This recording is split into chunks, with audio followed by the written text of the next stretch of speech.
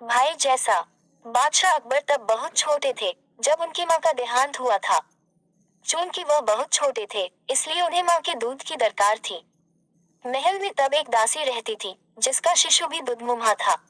वह नन्हे अकबर को दूध पिलाने को राजी हो गई। दासी का वह पुत्र व अकबर दोनों साथ साथ दासी का दूध पीने लगे। दासी के पुत्र का नाम हुसैफ था। चूंकि हुसैफ व अकबर ने एक ही स्त्री का दुग्धपान किया था, इसलिए वे दूध भाई हो गए थे। अकबर को भी लगाव था हुसैफ से। समय बीतता रहा। अकबर बादशाह बन गए और देश के सर्वाधिक शक्तिशाली सम्राट बने। लेकिन हुसैफ एक मामूली दरबारी तक न बन पाया।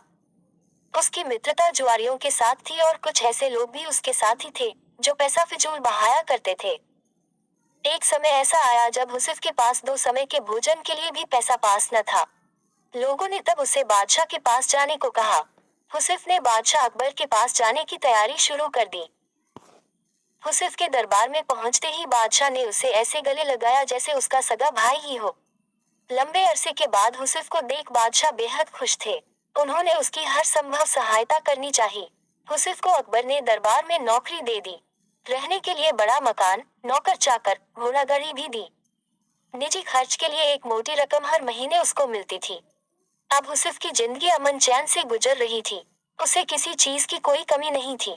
यदि तुम्हारी कुछ और जरूरतें हों, तो बेहिचक कह डालो, सब पूरी की जाएंगी, बादशाह ने हुसैफ से कहा। तब हुसैफ ने जवाब दिया, आपने अब तक जितना दिया है वह काफी है शाही जीवन बिताने को, बादशाह सलामत।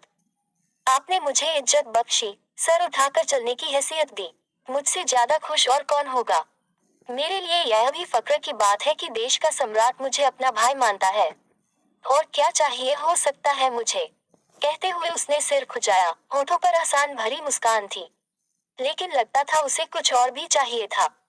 वह बोला, मैं महसूस करता हूँ कि बीरबल जैसे बुद्धिमान व योग्य व्यक्ति के साथ रहूं।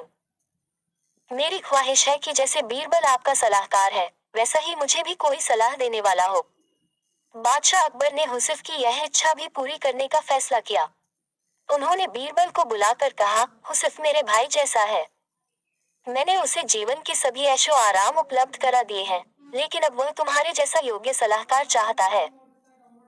तुम अपने जैसा बल्कि यह समझो अपने भाई जैसा कोई व्यक्ति लेकर आओ जो हुसैफ का मन बहला सके। वो बातूनी न हो, पर जो भी बोले, नपतुला बोले। उसकी बात का कोई मतलब होना चाहिए। समझ गए न कि मैं क्या चाहता हूँ। पहले तो बीरबल समझ ही न पाया कि बादशाह ऐसा क्यों चाहते हैं। उसे हुसैफ में ऐसी कोई खूबी दिखाई न देती थी। जी हुजूर। बीरबल बोला, आप चाहते हैं कि मैं ऐसा आदमी खोज कर लाऊं जो मेरे भाई जैसा हो। ठीक समझे हो, बादशाह ने कहा। अब बीरबल सोचने लगा कि ऐसा कौन हो सकता है जो उसके भाई जैसा हो। हुसैफ भाग्यशाली है जो बादशाह उसे अपना भाई मानते हैं और उसे सारे ऐशो आराम उपलब्ध करा दिए हैं। लेकिन बीरबल को हुसैफ की यह मांग जची नहीं कि उसके पास भी बीरबल जैसा सलाहकार हो। बादशाह बेहद सम्मान करते थे बीरबल का और बीरबल भी बादशाह पर जान छिड़कता था। लेकिन हुसैफ तो इस लायक कतई नहीं था। अब बीरबल सोच ही रहा था कि समस्या को हल कैसे किया जाए। तभी पास की पशुशाला से सांड के रंभाने की आवाज आई। बीरबल तुरंत खड़ा हो गया। आखिरकार उसे अपने भाई जैसा कोई मिल ही गया था।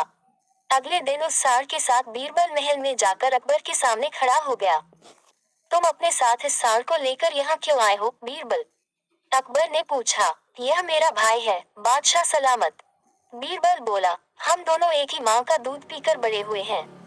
गौ माता का दूध पीकर। इसलिए यह सांड मेरे भाई जैसा है, दूध भाई। यह बोलता भी बहुत कम है। जो इसकी भाषा समझ लेता है, उसे यह कीमती सलाह भी देता है। इसे हुसैफ को दे दे, मेरे जैसा सलाहकार पाने की उसकी इच्छा पूरी हो जाएगी। बीरबल का यह उत्तर सुनकर अकबर को अपनी गलती का एहसास हुआ। तब उन्हें लगा कि जैसे उन जैसा कोई दूसरा नहीं, वैसे ही बीरबल भी एक ही है।